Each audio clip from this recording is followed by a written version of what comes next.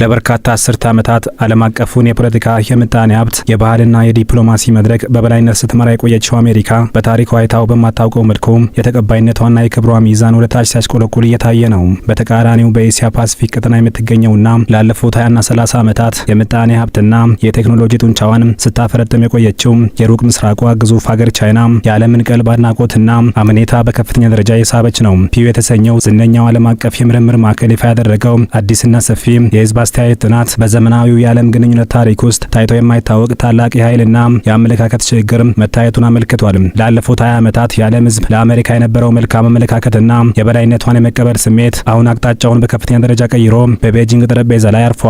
ይህ ለውጥ በድንገት የታየ መብረቃዊ ክስተት ሳይሆን የዋሽንግተን የውጭ ፖሊሲ አለመረጋጋት ከታሪካዊ አጋሮቿ ጋር የፈጠረችው ውጥረት በዓለም አቀፍ መድረኮች ላይ ያሳየችው ክትትልና ወታደራዊ እርምጃዎችን የማስቀደም ዝንባሌ የወለደው እንደሆነ የፖለቲካ ተንታኞች ይናገራሉ። በአንጻሩ በቻይና የውስጥ መንግስት ላይ የሚነሱ ወቀሳዎች ቢኖሩም ከዓለም አቀፍ ዲፕሎማሲ አንጻር በበርካቶች ዘንድ ይበልጥ አስተማማኝና ሊተነበይ የሚችል አካሄድ የምትከተል ብሎም ለዓለም ሰላም የምትተጋ ሀገር ተደርጋ መታየት ጀምራለች። የፒው ምርምር ማዕከል በመላው ዓለም በሚገኙ 35 ሀገራት እንዲሁም በፊልስጤሞቹ ዌስት ባንክና ምስራቅ ኢየሩሳሌም ከ42000 በላይ ሰዎችን በማሳተፍ ባደረገው ሰፊ ጥናት ቻይና ከአሜሪካ ይልቅ እጅግ ከተቻለ አዎንታዊ ተቀባይነት እንዳላት አረጋግጧል። በጥናቱ ከተካተቱት 36 ሀገራትና ግዛቶች ውስጥ በ25ቱ የተሰበሰበው የህዝብ አስተያየት በፍጹም የበላይነት ወደ ቻይና ማዘንበሉ አብዛኛው ዓለም አቀፍ ማህበረሰብ አሜሪካን ሳይሆን ቻይናን የመልካምነትና የአጋርነት ተምሳሌት አድርጎ ያሳያል ተብሏል። የጥናቱ ተባባሪ ዳይሬክተር ላውራ ሲልቨር እንደገለጹት ተቋማቸው ላለፉት 20 ዓመታት ባደረገው ክትትል ቻይና ከአሜሪካ ይልቅ የዓለም ህዝብ ቀዳሚ ምርጫ ስትሆን ይህ የመጀመሪያው ታሪካዊ አጋጣሚ ነው። ቀደም ባሉት ዓመታት የሁለቱ ሀገራት የተቀባይነት ድርሻ ሲታይ አሜሪካን የሚያስቀድም ነገር ግን ተቀራራቢና አልፎ አልፎም ቻይና በእጅጉ የምትቀርብባቸው ወቅቶች የነበሩ ቢሆንም አሁን ግን የቤጂንግ ተመራጭነት በከፍተኛ ልዩነት ጎልቶ ወጥቷል። በጥናቱ ከተካተቱት 36 ሀገራትና ከሁለቱ የፊልስጤም አካባቢዎች መካከል 6ቱ ብቻ አሁንም ድረስ ከቻይና ይልቅ ለአሜሪካ የተሻለ ቦታ መስጠታቸው የዋሽንግተን የዲፕሎማሲ ክንድ ምን ያህል እየደከመ እንደመጣና የቤጂንግ ዲፕሎማሲያዊ ድምጽ ደግሞ በመላው ዓለም ጎልቶ ያስተጋባ መሆኑን ያሳያል። በጥናቱ መሰረት የቻይና ስም ሲጠራ የልባቸው ምት የሚጨምረው አብዛኞቹ መካከለኛ ገቢ ያላቸው ሀገራት ሲሆኑ ሀብታሞቹና ያደጉት ሀገራት ደግሞ ማን እንደ ዋሽንግተን ብለዋል። መረጃው የአሜሪካን የውጭ ጉዳይ መስሪያ ቤት ክፉኛ ያስደነገጠው ሲሆን ይበልጥ አስገራሚው ጉዳይ የቅርብ ወዳጆቿና ታሪካዊ አጋሮች በሆኑ ሀገራት ጭምር ጉልህ ልዩነት መታየቱ ነው። ለአብነትም አሜሪካ በምትዋሰነው በምጣኔ ሀብትም ሆነ በማህበራዊ ትስስር እጅግ የጠበቀ ወዳጅነት ባላት ካናዳ የታየው ለውጥ ድራማዊ ክስተት መስሏል። በአውሮፓውያኑ የዘመን ቀመር በ2023 57 በመቶ ካናዳውያን ለአሜሪካ አዎንታዊ እይታ የነበራቸው ሲሆን አዲሱ ጥናት ይህ ቁጥር ወደ 33 በመቶ ማሽቆልቆሉን አሳይቷል። በተቃራኒው ለቻይና መልካም አመለካከት ያላቸው ካናዳውያን ቁጥር በተመሳሳይ ጊዜ ውስጥ ከ14 በመቶ ተነስቶ ወደ 44 በመቶ ተወንጭፏል። ስፔን፣ ፈረንሳይ፣ ጀርመን፣ ጣሊያን፣ ስዊድን እና ኔዘርላንድስን ጨምሮ ዋና የአውሮፓ ያለን ሀገራትም በተመሳሳይ መልኩ ፊታቸውን ወደ ቻይና አዙረዋል። ከጥቂት ዓመታት በፊት ለአሜሪካ ከፍተኛ ድጋፍ የነበራት የታላቋ ብሪታንያ ህዝብ እንኳን አሁን ላይ እኩል ለእኩል የሚባል ደረጃ ላይ ደርሷል። ከ3 ዓመታት በፊት እንግሊዛውያን ለአሜሪካ የነበራቸው ድጋፍ ከቻይና በ32 በመቶ ይበልጥ ነበረ መሆኑ ሲታወስ ደግሞ የአሁኑ አጋጣሚ ዋሽንግተን ትልቅ የፖለቲካና የዲፕሎማሲ ኪሳራ ውስጥ መግባቷን ያሳያል።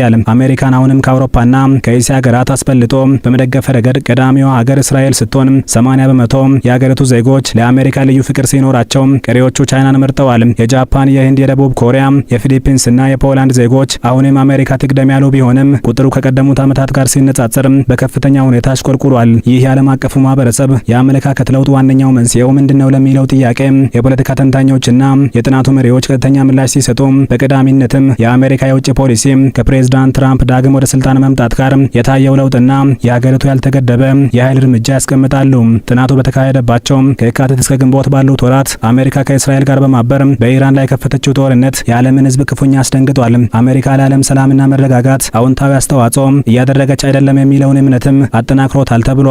ፕሬዝዳንት ትራምፕ ግሪንላንድን ለመቆጣጠርና ለመግዛት ያሳዩት ፍላጎትና ክትር አካሄድ የሀገሪቱ ልዩ ኃይል የአንድን ሀገር ሉዓላዊነት ጥሶ የቬንዙዌላውን መሪ ኒኮላስ ማዱሮን አስሮ የወሰደበት አጋጣሚ በእስራኤልና በሐማስ መካከል በነበረው የጋዛ ጦርነት ዋሽንግተን የያዘችው ሚዛኑን ያልጠበቀና የአንድ ወገን አቋም አብዛኛው የዓለም ክፍል በዋሽንግተን ላይ ፊቱን እንዲያዞር ያደረጉ ሌሎች ምክንያቶች ናቸው። የእነዚህ ክስተቶች ድምር ውጤት በዓለም ዙሪያ አሜሪካ ያላትን ክብር ያጎደፉና አምኔታን ያሳጧት ሆነዋል። አሁን ላይ ዓለም አሜሪካን እንደ ሰላም አስከባሪ ሳይሆን እንደ ቀውስ ፈጣሪና በሌሎች ሀገራት ሉዓላዊነት ጣልቃ የሚገባ በጡንቻው የሚተማመን ህግን ተገን አድርጎ ጥቅሙን የሚያስጠብቅ የመንደር ጎረምሳ አድርጎ እንዲመለከት አድርጎታል። በተቃራኒው ቻይና በዓለም አቀፍ ደረጃ በምጣኔ ሀብት መስፋፋቷን ብትቀጥልም በጦርነትና በወታደራዊ ጣልቃ ገብነት ረገድ ስሟ አለመነሳቱ እንደ ትልቅ አዎንታዊ ጎን ተቆጥሮላታል። ጥናቱ እንደሚያሳየው መካከለኛ ገቢ ካላቸው ሀገራት 75 በመቶ የሚሆነው ህዝብ አሜሪካ በሌሎች ሀገራት የውስጥ ጉዳይ ላይ በከፍተኛ ደረጃ ጣልቃ ትገባለች ብሎ ያምናል። ቻይናን በዚህ ጎራ የፈረጃት ግን 45 በመቶ ብቻ ነው። ጥናቱ በሀገራቱ ተቀባይነት ላይ ብቻ ሳይሆን በመሪዎቻቸው ስብዕናና አመራር ላይ ትኩረት አድርጓል። በዚህም በጥናቱ ከተካተቱት 36 ሀገራት መካከል በ22ቱ የቻይናው ፕሬዝዳንት ሺ ጂንፒንግ ከአሜሪካ አቻቸው ዶናልድ ትራምፕ የላቀ አመኔታ አግኝተዋል። እንደ አጠቃላይ ለሁለቱም መሪዎች ያለው እምነት ዝቅተኛ ቢሆንም የሺ ጂንፒንግ ስብዕና ከተለዋዋጩና ግልፍተኛው ትራምፕ ይልቅ የተረጋጋ ነው ተብሏል። የካርኔጊ ቻይና ተመራማሪው ዶክተር ቾንግ ጃያን እንደሚያስረዱት ደግሞ የአሜሪካ ፖሊሲ መዋዠቅና የኃይል እርምጃዎች ዓለምን ስጋት ላይ ጥለዋታል። ቻይና ፍጹም ተወዳጅ ናት ባይባልም እንኳ በአሁኑ ወቅት ከአሜሪካ ይልቅ ሊተነበ የሚችልና የተረጋጋ አካሄድ የምትከተል ሀገር ሆና በመገኘቷ የብዙዎችን ቀልብ ስባለች። ሰዎች የሺ ጂንፒንግን አምባገነናዊ አካሄድና የሰብአዊ መብት አያያዝ ቢንቁም በቻይና ለሚመዘገቡት የቴክኖሎጂ እድገቶችና ለምታደርገው የምጣኔ ሀብት ድጋፍ አዎንታዊ እይታ አላቸው። በአንጻሩ ፕሬዝዳንት ትራምፕ እጅግ በጣም የበረታና ወደ ጽንፍ የረገጠ ትችት እንደሚሰነዘርባቸው ተመራማሪዎቹ ጠቅሰዋል። ለዚህም እጅግ ተወዳጅ ናቸው በተባሉባት ፊሊፒንስ ከፍተኛ የተባለውን 69 በመቶ ድጋፍ ሲያገኙ እጅግ በሚጠሉባት በፊልስጤማ ዌስት ባንክ 4 በመቶ ፍጹም ዝቅተኛ ድጋፍ አላቸው። በአንጻሩ በፓኪስታን እጅግ የሚወደዱት የቻይናው ፕሬዝዳንት ሺ ጂንፒንግ 83 በመቶ ተቀባይነት ሲኖራቸው ዝቅተኛ ደጋፊ ያላቸው በተባሉባት በሜንጊዛው ባላንጣቸው ጃፓን 7 በመቶ የጥናቱ ተሳታፊዎች ያደንቋቸዋል። አሜሪካ አሁንም ድረስ የዜጎቿን የግል ነጻነት በማክበር ረገድ ከቻይና የተሻለች እንደሆነች ብትወሰድም በሀገራቱ መካከል ያለው ልዩነት ከጊዜ ወደ ጊዜ እየጠበበ መጥቷል። ይህም ቻይና ሰብአዊ መብትን በማክበር አንጻር ትልቅ ምርታ በማሳየቷ ሳይሆን ከ2021 ወዲህ የአሜሪካ መንግስት ለዜጎቹ የግል ነጻነት ያለው ክብር እየቀነሰ ነው የሚል ዓለም አቀፍ ግንዛቤ በመጨመሩ ነው ተብሏል። ጉዳዩ ለአሜሪካ ዋነኛ የዲፕሎማሲ መከራከሪያና የሞራል የበላይነት መገለጫ የነበረውን የሰብአዊ መብት አያያዝ ጥያቄ ምልክት ውስጥ ጥሎታል። ይህንን ዓለም አቀፍ የህዝብ አስተያየት ውጤት ተከትሎ ከሁለቱም ወገኖች የተሰጡት ምላሾች የተለመደውን የዲፕሎማሲ ገጽታና የኃይል ፍልሚያ የሚያንጸባርቁ ናቸው። የነጩ ቤተ መንግስት ቃል አቀባይ ኦሊቪያ ዌልስ የጥናቱን ውጤት በማጣጣል ፕሬዝዳንት ትራምፕ ከማንም በላይ ለዓለም መረጋጋት የሰሩ መሪ ናቸው ሲሉ ተከላክለዋል። ትራምፕ የኢራንን የኒውክሌር ተቋማት ማውደማቸውንና በመቶዎች የሚቆጠሩ እጽ አዘዋዋሪዎችን ማጥፋታቸውን እንደ ትልቅ ስኬት በማንሳት በፕሬዝዳንቱ ደፋር አመራር አሜሪካ ከምንጊዜውም በላይ ጠንካራ ሆናለች ሲሉም ተናግረዋል። በዋሽንግተን የሚገኘው የቻይና ኤምባሲ በአንጻሩ ይህ የፖለቲካ ውጤት የቻይና መንግስት ስኬትና የልማት እድገት በዓለም አቀፍ ደረጃ እውቅና ማግኘቱን የሚያሳይ ትልቅ ማረጋገጫ ነው ሲል በድል አድራጊነት ስሜት ምላሽ ሰጥቷል። የፒው ምርምር ማዕከል ይፋ ያደረገው ይህ ሰፊ ትንታኔ የዓለም ፖለቲካ ኃይል ሚዛን ከአንዱ ዋልታ ወደ ሌላው የተሻገረ መሆኑን የሚያመላክት ቁልጭ ያለ ማስረጃ ነው። አሜሪካ የምትከተለው የኃይል ዛቻ፣ የማዕቀብ፣ የታሪፍ ጦርነትና የውስጥ ጉዳይ ጣልቃ ገብነት ፖሊሲ የረጅም ጊዜ ወዳጆቿን ሳይቀር እያራቃቸው ነው። በአንጻሩ ቻይና የኮቪድ-19 ወረርሽኝ ያሳደረባትን ጥቁር ጥላት ፍታ በምጣኔ ሀብትና በቴክኖሎጂ መስክ ያላትን አቅም በማሳየት ይበልጥ ሊተነበይ የሚችል የዲፕሎማሲ መስመር መከተሏ የዓለም አቀፉን ማህበረሰብ አመኔታ እንድታሸንፍ አድርጓታል።